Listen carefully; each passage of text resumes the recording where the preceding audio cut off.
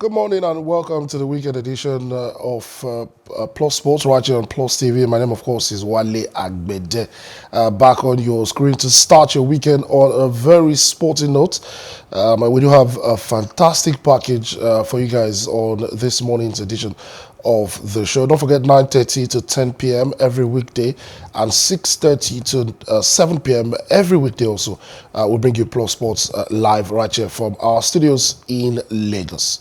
We'll start off this morning on the home front as Total Promotions, holders of the title rights of the Nigeria Professional Football League, have again sounded a note of warning to the Interim Management Committee over its involvement with new investors, which, according to them, amounts to a breach of contract. In a personal note to the head of operations of the IMC, Davison Owumi, the chairman of Total Promotions, Niyi Alonge, recalled how the title rights were awarded to his company in 2012 and rebuked the IMC for continually disregarding court orders ahead of the start of the new season.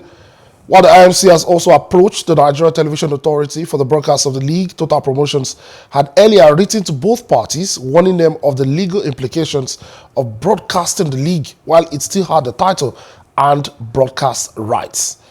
Meanwhile, the IMC, in partnership with GTI Group, yesterday gave 200 million naira to the 20 clubs in the top flight ahead of the kickoff of the new league season.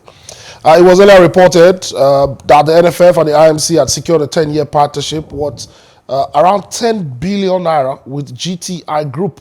The deal, according to the group managing director of GTI, Abubakar Lawal, will cover title sponsorship, broadcast rights, match officials, indemnities, infrastructure development, properties, and ensuring that the 20 league clubs become independent of government sponsorship.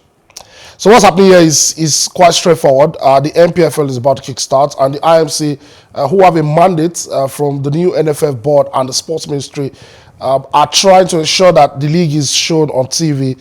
But there's a rights holder already whose contract is still in place, although with the now defunct league management company, because, of course, the entity of the IMC is different from the LMC technically, right? But I mean, the league itself, the Nigeria Professional Football League, as a registered organization, remains the same. The only thing that's changed is the LMC. So it means that people who have rights pertaining to the Nigeria Professional Football League have their contracts still subsistent. So, I mean, the league starts on Sunday. It's just about 48 hours from now.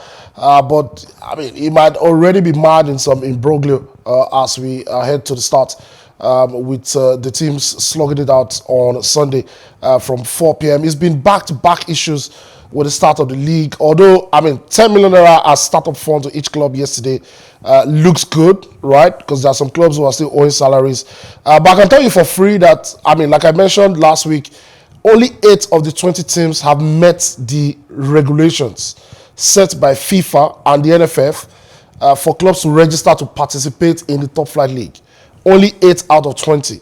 In fact, there are some clubs that are owing salaries going back as far as 4-5 months. Because don't forget, these guys have been playing preseason games. These guys have been in action for their club sides. They've been training. And, I mean, the part of the mandate given to the IMC, led by Sunday Elegbeleye, is that no club should be owing salaries before the start of the league. Also, you know, the clubs have to meet the minimum requirements for them to be registered to be part of the league. And like I said, as of this morning, just 8 out of 20 clubs have met those requirements. Let's see how it pans out between now and Sunday, although I doubt that those teams will meet up. But it looks like the league is going to start nevertheless, because a lot of people are saying, look, let football win and let's watch the league. But, I mean, we'll of course be here to report all of the issues that will be surrounding the start of this league. We do hope there are many, but of course we'll be talking about them as they unfold.